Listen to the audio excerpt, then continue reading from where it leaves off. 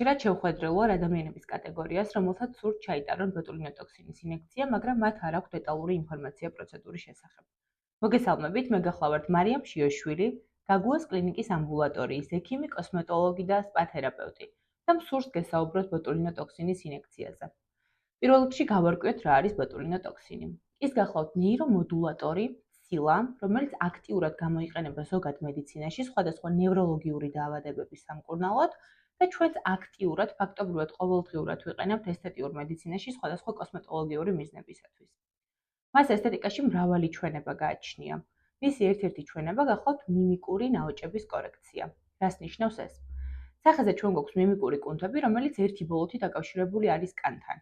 როდესაც კუნთი აქტიურ რეჟიმშია, შესაბამისად კანიც მასთან ერთად აქტიურ რეჟიმშია. დროთა განმავლობაში აქტიური მიმიკის დროს კანი კარგავს ელასტიურობას და წარმოიქმნება შეუქცევადი სტატიური ღარი, რომლის თავიდან მოშორებაც საკმაოდ რთულია და ბევრ პროცედურასთან არის დაკავშირებული.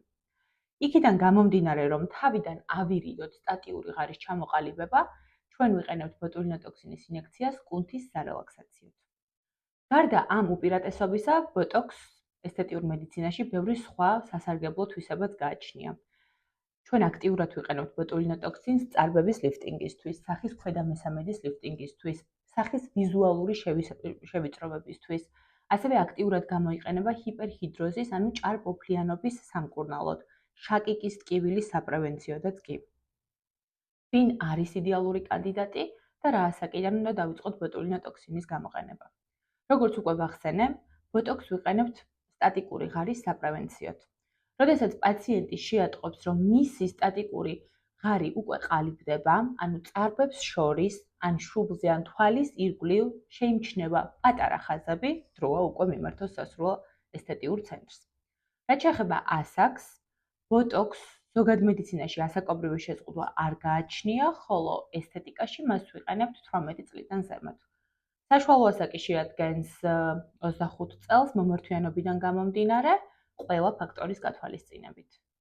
ხშირად ისმის ხოლმე კითხვები, როდის დგება ეფექტი, რამდენ ხანს ნარჩუნდება შედეგი და როდის უნდა ჩავიტაროთ განმეორებითი პროცედურა.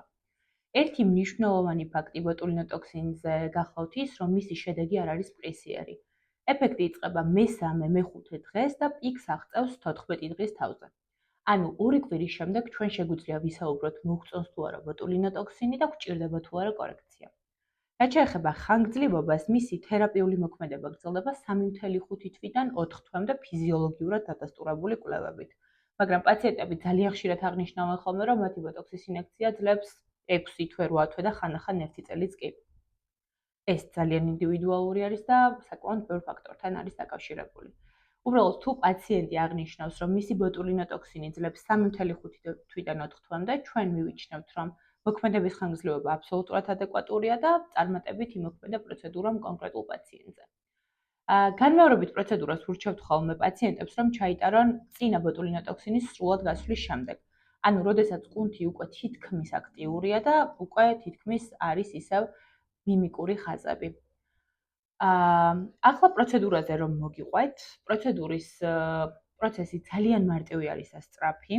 თავდაპირველად ექიმი შეაფასებს თქვენს ანატომიურ მდგომარეობას და მოგიყვებათ პროცედურის შედეგების შესახებ და შემდეგ უკვე ხდება უშუალოდ ინიციირების პროცესი. ხდება ანტისეპტიკური დამუშავება სახის და მიმიკური კუნთების მარკირება.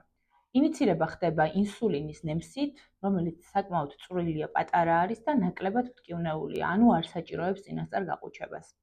ერთეულების განსაზღვრა ხდება ექიმი კოსმეტოლოგის მიერ თქვენი ანატომიიდან, სასურველი ზონიდან და სასურველი შედეგიდან გამომდინარე.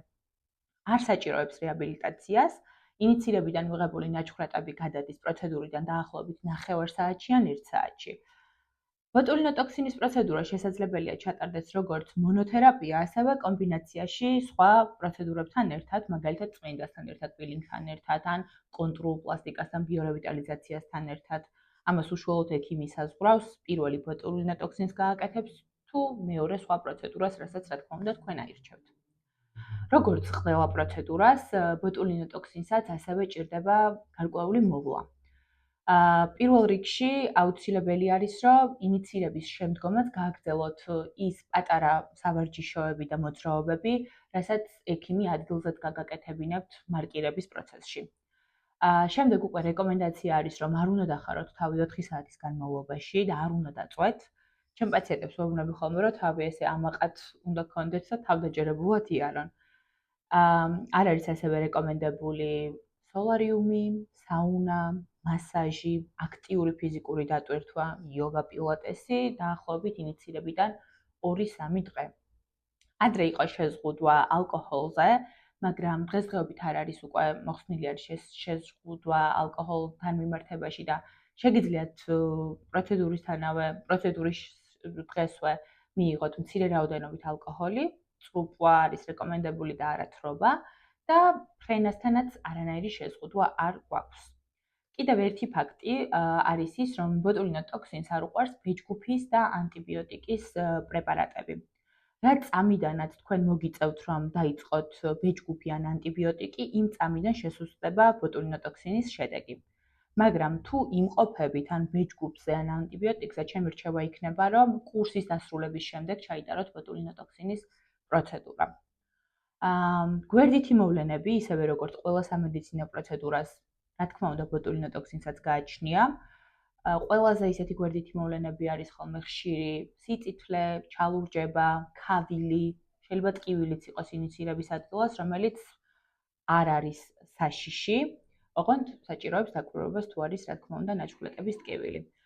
შესაძლებელია ასევე იყოს თავის ტკივილი პროცედურის შემდეგ, რაც ასევე ჩვეულებრივი მოვლენა არის და ჩვეულებრივ შეგიძლიათ მიიღოთ ნებისმიერი გამაყუჩებელი და თავის ტკივილის გაივლის. დღესდღეობით ბაზარზე გვაქვს სხვადასხვა ბრენდის ბოტულინო ტოქსინები, რომელიც დადასტურებულია FDA-ს მიერ და რომელიც არის უსაფრთხო ჩვენთვის და ჩვენი ჯანმრთელობისთვის. ესენი გახლავთ ქსეომინი, დისპორტი, ბოტოქსი თვითონ და ნაბოტა. მათი მიზანი ყველას ერთი და იგივეა, მოახდინოს კუნთის რელაქსაცია, მაგრამ ისინი განსხვავდება ერთმანეთისგან პატარა-პატარა ფაქტორებით, მაგალითად მოქმედების ხანგრძლივობით. ან ცილის შემცველობით, რომელიც საკმაოდ ბევრ ფაქტორს განსაზღვრავს. ჩემი რჩევა იქნება, თუ მიდიხართ მეორედ ბოტულინო ტოქსინის პროცედურაზე, ან სხვა ექიმთან, ან თუნდაც იმავე ექიმთან, აუცილებლად მოუყევით წინა პროცედურის გამოცდილება, რა მოგეწონათ, რა არ მოგეწონათ, იყო თუ არა თქვენთვის სასურველი შედეგი, რამდენ ხანს გაძლო პრეპარატმა და რა პრეპარატით ჩაიტარეთ ინიციირება ასევე. ეს ძალიან მნიშვნელოვანი არის და ასევე ძალიან მნიშვნელოვანი არის სწორი კომუნიკაცია ექიმს და პაციენტს შორის. კიდევ ერთი რჩევა იქნება ჩემთვის, თუ გაქვთ შიში ბოტულინო ტოქსინის, ჯობია რომ დაიწყოთ პატარა ზონებით, აი მაგალითად დაიწყეთ წარბებს შორის მიდამოს რელაქსაცია მხოლოდ, ან თვალის ირგვლივ კუნთის რელაქსაცია და შემდეგ გადადით უკვე უშუალოდ დიდ ზონებზე. არსებობს მითები, რომ ბოტულინო ტოქსინი იწვევს მიჩვევას. ბოტულინო ტოქსინი პრეპარატი თვითონ არანაირ მიჩვევას არ იწვევს, მაგრამ ბოტულინო ტოქსინის შედეგი შესაძლებელია იწვევდეს მიჩვევას, იმიტომ რომ მოგწონს ჩვენ ბოტულინო ტოქსინის პროცესში ჩვენი თავი და ეს ჩვენი სილამაზე და სუბიექტური დამოკიდებულება იწვევს ხოლმე მიჩვევას. იმედია მოგაწოდეთ სასარგებლო ინფორმაცია, დაგემშვიდობებით, ძალიან დიდი მადლობა ყურადღებისთვის.